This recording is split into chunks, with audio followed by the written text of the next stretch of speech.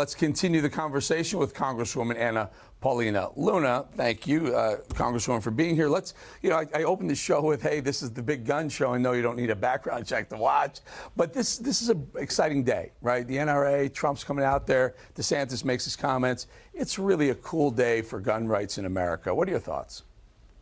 I mean, I watched the entire speech and I really like the energy that President Trump is bringing to the table. It's confidence.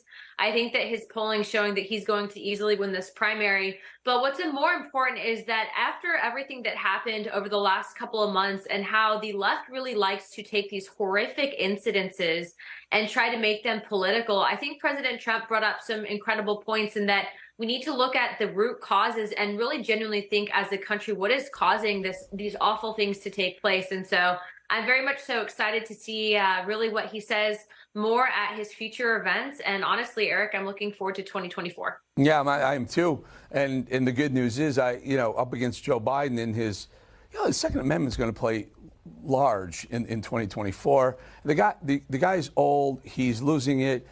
When asked, he has no idea what an AR-15 is. He thinks AR stands for assault rifle, and it doesn't. I think whoever it is, Trump or DeSantis, they got to really go at him with the Second Amendment.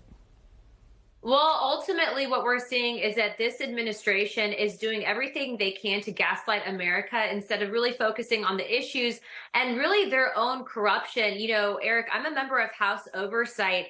And what we're seeing coming from the Treasury Department in regards to Biden's dealings with China and his family's dealings with being essentially paid by the Chinese government, these are massive issues for the Republican candidate. And I do believe that that candidate's going to be President Trump.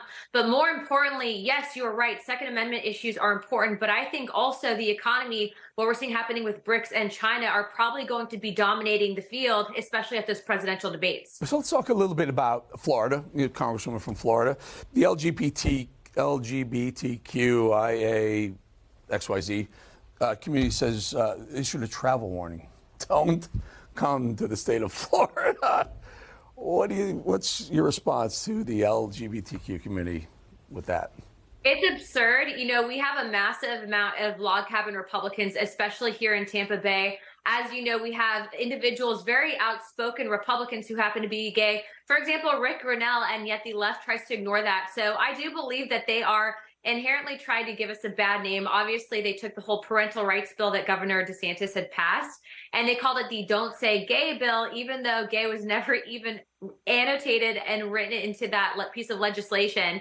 But as we all know, we have the best beaches in the country, and everyone likes to travel here. So I really don't think that this travel ban is going to hold up. Yeah, and there may be some, I'm not saying me, I'm saying there may be some Floridians who say, hey, maybe you want to heed their warning.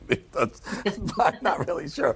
Very quickly, I have about half a minute or so. This thing that you brought up is the BRICS, destabilizing the U.S. dollar. In other words, Saudi Arabia, Iran, China, and Russia using other currencies instead of yours. That's a major threat to us. Final thought, Congresswoman. We need a representative for our country in the president that is going to have a massively aggressive foreign policy strategy. Eric, that's exactly why I endorse President Trump. But when I see this, just come to realize that by 2030, China's trying to become a world superpower. And it's my job as a representative and as a future president to stop that. Mm-hmm. Always good having you on, Congresswoman Paulina Luna. I'd love to get you in studio sometime very soon because the energy is a little different. But folks, full disclosure, Paulina, before she was Congresswoman, we've been friends for a very long time, and she is one of your most outspoken advocates for conservative Hispanics, Latinos, and Latinas in the country. Keep an eye on her. She's up and coming. And House Oversight. Congratulations on that one. Thanks, Eric.